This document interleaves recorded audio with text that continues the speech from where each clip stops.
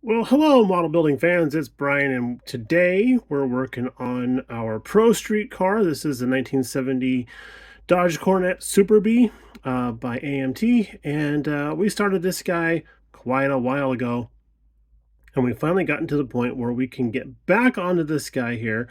We've done all the body work we need to do. We've done all the priming, all the painting, and all the clear coating, and now it's time to polish out the clear coat because there is a little bit of orange peel. You can see the raggedness of the light circle there. We want to correct that. There's a little bit of an oops on the fender here. We'll see if we can sort that out. But our first step through this whole process is going to take this nice shiny area here, which looks pretty good, and turn it into this area here, which doesn't look so good, but that's the first step in the whole process. So we've done this side here because there was a couple of flaws and we had to address them. So we wanted to make sure that we weren't going to burn through the paint while we were doing this on camera. There was a couple of little bits of lint here and there. And I clear coated this back in December, long before I got that anti-static brush from Tamiya. And I'm really hoping that that type of thing will help us alleviate a lot of the little boogers and stuff that we get in there. We can see some on the deck lid here as we rotate back and forth. A couple little nasty guys here and there. And then, of course, the orange peel and stuff too. So this is good and cured up. Like I said, we did this back in December, so he's probably nice and hardened up. It's like an M&M. So what we're going to do, let's take a look at the stuff we're going to use. First of all, we've got ourselves a nice bowl of tepid tap water and just a couple drops of Dawn dish soap in there to help lubricate the sanding process, the whole wet sanding process. A lot of guys already do this, and this is, of course, targeted towards folks that are interested in taking a whack at wet sanding for the first time. But we're not using the Tamiya stuff. We're not using the Tamiya sanding sponges, which we usually use, and I have those. That's not the bin. I need to talk to props, find out why they did that. Okay, here we go. So I have a bin just full of Tamiya sanding sponges, and this is really good for the general sanding and contouring and such like that. So we're using a technique that my good friend John Weber has shared with us. We literally had a class. We sat down and had a class. I worked on that 32 Ford that I keep going on and on about because, well, it just came out really nice. So what John has suggested, and I went through and bought every single product that he suggested because I was using his technique and I wanted to use his products, and that would alleviate the what do you call it, any doubt in the process. The only thing I had to do was build up my skill set in doing this. Okay, so first of all, we're going to start off with 3000 grit. This is the 3M brand, and this is the polish or polier. I'm not sure how you pronounce that, but yeah, 3000 grit. And I mean, if it's good enough to use on a 1-1 car, it's going to be good enough to use on your model car. So especially if you're doing 2K clear stuff, because that's basically an automotive urethane. So I like to cut it into squares, and I can just cut this a strip off of here and cut it in half. You can do a smaller square if you want to. I wouldn't go any larger than this because then it's a hard time keeping track of where this is at on the model, and you could end up back here not realizing that that's sanding something that you didn't want to, like a drip rail or a door handle, something like that, and you're taking it down to the plastic and you're not realizing it. So something this size here is just big enough to keep track of and do a good job covering the area. If you go smaller, you're gonna have to put more pressure on it, is what I find, and that causes problems. That causes deep scratches that we might not be able to get out. So I did a little quick tip type of thing, a tip-top tip short video about when you're using your water. When you're dipping your sponge in the water and stuff, keeping it face up so you don't get contaminants stuck to it, especially if you're working on the car and then you want to see how you're doing. So you set it down and you grab your paper towel and you dab or swipe or whatever. Just don't lick it. And then you kind of go back and forth to get the water off to see how well you're doing. that little sanding sponge there is sitting there picking up contaminants, and when even if you dunk it again, you could be putting more contaminants in the water. So which could get stuck to this thing and just lead to more problems down the road. So that's just a reiteration of that top tip there. So, okay, so the 3M brand 3000 grit, go from there to the 5000 grit, okay? And then, as you can see, we've been using this a little bit. And all this stuff is available on the Amazon. And I love how it's so nicely printed back here, so it's very easy to see that this is a 3000 grit. My single complaint about the Tamiya stuff is that on the back side of here, once you've been using it for a little while, it's all this writing comes right off. And let's see if I have a good example of that to show you. There we go. Can you tell me what grit that is? I know that's written in different colors to try and help to discern the differences and stuff, but yeah, it is what it is. So we got the 5000 grit, and now here is the coup de grace, or the cut de grass, as I like to say. This stuff here was recommended by John. The Mr. Hobby brand, and I believe that says Mr. Hobby. And this is a little set that comes with 6,000 and 8,000 grit. Da-da, and da-da. So there. Now, keeping in mind, this is from Japan, so it's probably going to be using a grit system that's measured on the metric system, okay? So these are going to probably be even finer than we are used to or accustomed to. So again, 3,000, 5,000, 6,000, 8,000. And by the time you get to 8,000, it's usually just a boop, boop, boop, and you're pretty much on your way to the polishing compounds and creams and all that stuff there. And here's the thing. Once we get done with the heavy lifting part of the job, these guys here, the 5,000 and 3,000 to 5,000 stuff, and we move on to this stuff here, the 6 and 8,000 stuff, we stop using water. All right, we stop using water and we move on to this stuff, the Speed Shine. This stuff is amazing, and this is an all-in-one like quick detailer thing. But John told me that the guy who kind of helped him out with doing polishing and stuff said to use this in between using this stuff here, and then of course when you're doing your clean off for the waxes and polishes that we'll be going on to from this point here. So I actually moved that into a more manageable bottle because yikes, that thing is going to last me probably a couple years right there. And yeah, I should actually pay back John because I used a bunch of his. But yeah, so we got that in a more manageable bottle there. And then from there, we go on to the Scratch X remover. Okay, so this guy here, this is great on plastic car headlight lenses and such. And it's a wonderful thing. So as again, another level of paste. And of course, this was going to last you for forever as long as you keep it in a cool, dry space. Follow all the instructions on the bottle. Don't keep it in the garage. If it's going to be used for the model car stuff, keep it in the build area, someplace safe. And then from there we go on to the Ultimate Polish. Ooh, that is I like that holographic thing on there. That's cool. Pre-waxing glaze. This is important. This is another step. So, this step, and then we go on to this guy right here. Now, I know this brand is a little bit on the high-end side, but again, it's going to last me the rest of my life. That applicator is, yeah. It's just going to leave it at that. Demonetized in 3, 2, 1. So anyway, the Polywax. Again, another product that John recommended, and he is a multi-award-winning builder, and he gets a lot of great credit for his how he does his clear coats and how he cleans up his clear coats and stuff. So I went to the master. This is the product that he uses. If I use, my philosophy is if I use the products that he's suggesting, it alleviates that variable. And the only thing I have to worry about is not sucking at doing the job. So that's, that in itself is a big task. I can tell you, boy, howdy. So that's going to be the process.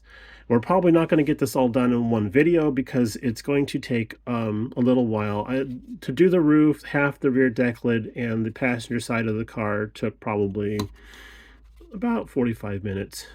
Got a lot of good fingerprints on there too. Oh, that's one other thing. Gloves.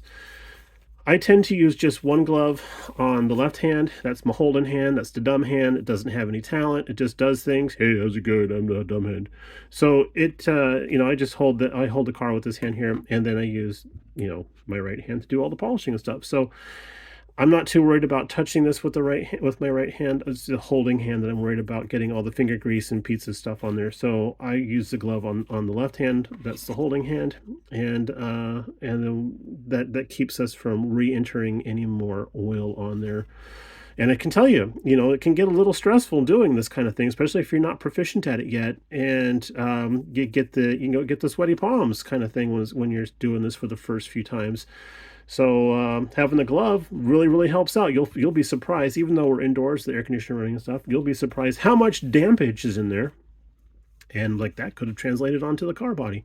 Uh, uh, I've always been worried about getting hand oil and stuff down inside the actual clear coat while we're polishing. It's all opened up right now with scratches, micro scratches and such, which is why it's dull. But I've always been worried about getting hand oil down inside there and causing future problems with this. Like, let's say I have to, I burn through an area and I have to go and respray and then re-clear coat an area. I'm not 100% sure how clean that is. So again, that's where the dish soap in the water helps out a bit too. And then when we move on to the speed sign stuff, that kind of helps alleviate some of that as well. But the key is, John told me, you don't want anything that's got a silicone in it because that's going to penetrate all of this stuff and get down into the plastic. So if you ever do have a problem and you have to correct it, you're not going to get that silicone back out of the plastic and you're going to have problems. So that's what we've found out. I believe him completely. And let's get on with this. So we're going to start off with our 3000. Nice looking little guy here. Let's get our glove on. Just a second. All right, that took longer than expected because stupid telemarketers. All right, I know what my car warranty is worth. Okay, into the water, a little bit of a dab, dibby dab right there, and then I'm going to try keeping this on camera while I'm doing this. Let's see if we can drill in a little bit. Hey, that's better. That's much more better. And I'm not doing a lot of pressure at all. I'm just letting this guy slide back and forth. You can feel the dish soap in there being sort of a lubricant for this, which is great because we don't want to heat anything up while we're doing this. And can you hear that? Some ASMR right there. You can hear that 3000 grit biting in there. All right, let's take a peek. Setting it face up. Yeah, I just use a paper towel for cleaning it off because we're going to go back later on. And okay, so this has revealed. Let's see if we can zoom in even more. There we go. This has revealed a couple of little ickies.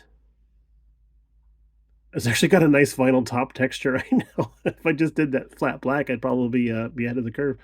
It's got a couple of ickies right there, so we're going to go ahead and address those. Backing out.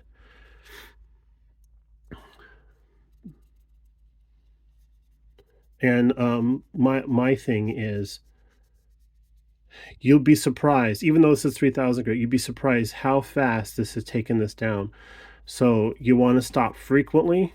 I mean, like a lot, to see how well you're doing there. So we're going to keep just agitating ever so slightly. And then we're going to give it a wipe off there, drill in a little bit, see if we can see. Ta-da! That looks awesome. We're going to get that fixed up right there, especially around that drip rail. So let's see here. Where'd you go? There you go. This is the kind of thing that I really wish little BG could help us out with because he's got those little small hands and he would do really, really well. I could even give him a random orbited sander of his scale and then let him go to town on this for me. But no, I'd rather sit around and watch TV all day.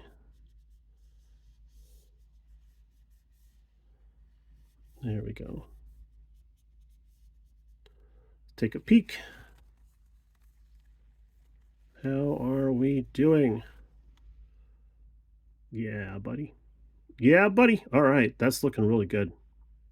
I'm going to focus a little bit more on this rounded part here.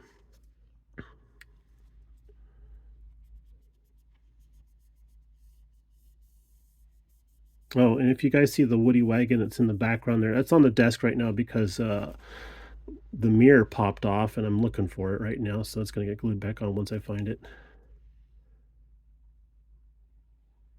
Yeah, just a little bit more, and that's going to be perfect. Cool. All right.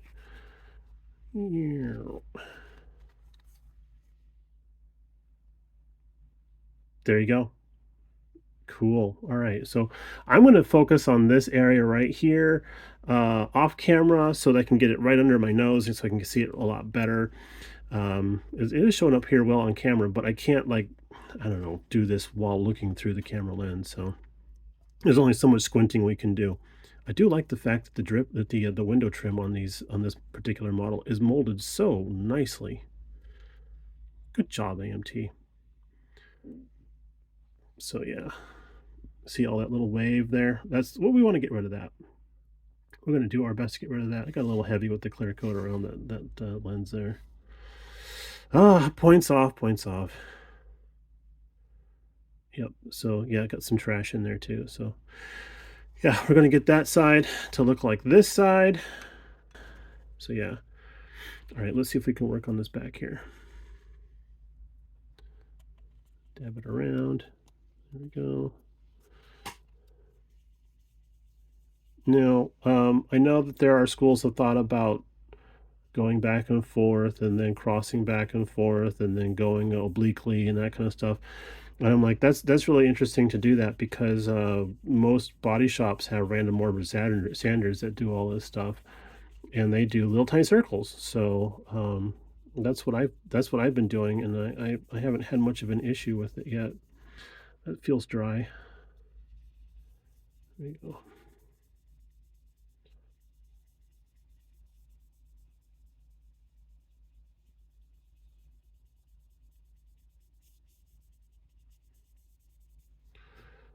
Check. So we got a big one right there. That's a dinosaur killer right there. Look at that. So I'm gonna taco this guy, put my finger in there, and then hit it with that so I don't have a sharp edge tackling that there. And we're just gonna kind of ride that surface area right there until we feel it kind of go away. Dink. There we go. A little bit more on that guy there, and he's good to go. So yeah, that's going to be the 3000 grit process there, and when we come on to the 5000 grit, we'll show you how that goes. Okay, so after I think it was about a half an hour of doing the other half of the deck lid on the back and the whole driver's side here. I don't know why I'm not showing it, but it's looking really good. We didn't get too deep down inside the vent there, and didn't need to. It's looking pretty good. We just had to get a little bit on the forward edge of that. And then we're gonna go forward here. Got a little bit to do on the forward edge of that door. Looks like it's just a little bit bubbly still. But for the most part, I think that looks really, really good. And we're ready to move on to the 5000 grit. And again, it's going to be the same principle as the 3000 grit. Let's start on the roof. That's the easiest thing to see. Also, I wanted to mention when you're holding the car body, try to stay dynamic when you're holding it, so that you know if you're working in this area here, have your fingers underneath that rear quarter pounder panel. Got little water spots in there, but have your finger underneath that quarter panel where you're working that area, so it doesn't flex. Okay, now I know you're not going to be doing a lot of pressure in that area, but you still want to make sure that plastic's not flexing too much. So as I move down the car body, I tend to move my hand and brace underneath the car body where I'm working. So all the way up to the front here. And then when we rotate around and get up to the top of the fender, I'll get my finger as best I can right along underneath there, and I'll do this. I will actually roll the sponge and then attack in there this way, and then work out the edges. It's the best way to do it. Otherwise, we hit those edges too much while we're working on it, and we're going to go right down to the plastic on that. So that's the best thing I can give you on advice when it comes to actually sanding. And again, when I'm doing the roof, I got my fingers underneath there. The roof is a little on the thick side, so I'm not too worried about having a lot of bracing underneath there. But yeah, we try to do our best. Okay. So the 3000 has really done its job. That's the workhorse of the whole thing. And now every process that we do from this point on is to make it look pretty. Okay. So dip our patties in the water. And this, can you hear this? Very different than the 3000 grit. This is just gliding along there.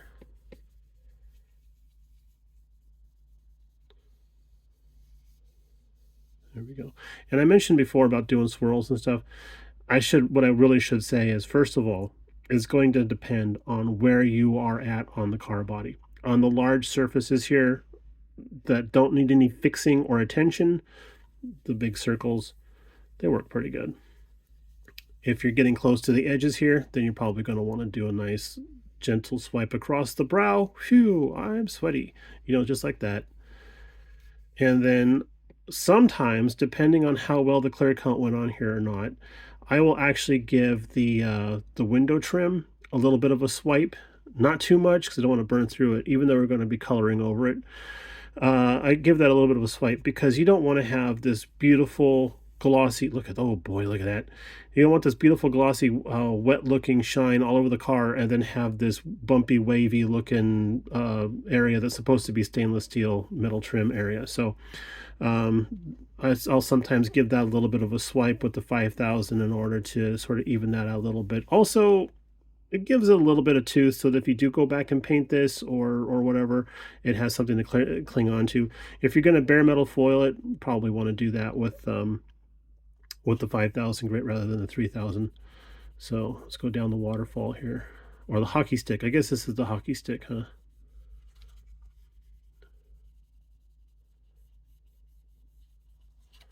All right, more liquid. There we go.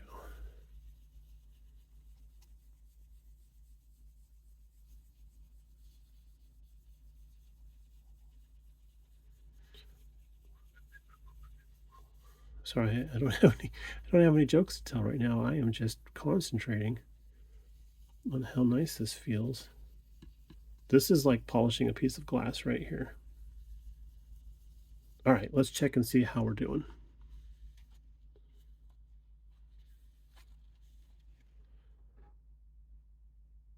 Dry. Boy, you think it will dry faster in Arizona. Yeah, that's looking all right. A little hair on there. There we go. Okay, that's looking, so can we see the difference between the roof and the deck lid? Yeah, it's a little wet, but I mean that there's no there's that's just haze. It's just haze. Here we're starting to get a little bit of a shine. We can get a little bit of a sheen from the lights there. So that's great. We're going in the right direction there. That's looking good. And it's feeling good too while I'm working on that. It's feeling good. So the 3000 grit, that's the stuff that's going to do all the heavy lifting. The 5000 is going to just make it a little bit prettier. And then, of course, from there on, we're going to just make this car beautiful with all the pastes and stuff we're going to use from this point on. Now, this video is going to be very long, so I'm going to break it up into different segments. We're going to do the 3000, 5000 in this video, and then we'll move on to the 6 and 8, and then the pastes and stuff in different videos. So bear with us. We're going to go ahead and do the rest of this guy in 5K, and then we'll come back and show you how it looks after that. All right, so I'm estimating it's probably been about 15 minutes for us here doing the 5000 grit all over the car, and it's very, very different looking, of course. So we do have a little bit of a sheen on it now. That's looking really cool. I'm actually starting to see a little bit of the flake in there, and now we can move on to getting some 6 and 8000 on there. That's gonna be a different video, I think, because this is taking a long time, and we don't wanna do a lot of fancy editing and cutting out a lot of stuff here. We want you to see as much as we can show you. So yeah, we're gonna move on to the next stage of everything. And yes, with the 5,000 grit, I did take a couple of swipes across the windshield wipers to open that up a little bit, the clear coat on there, so that when we come back and paint those, the paint will have something to grab onto rather than just puddle and run away. So um, that is our philosophy on that. But yeah, Super B's looking good. I'm really, really happy with how this is going, and hope you guys stick with us. We'll talk to you in the next installment. Bye now.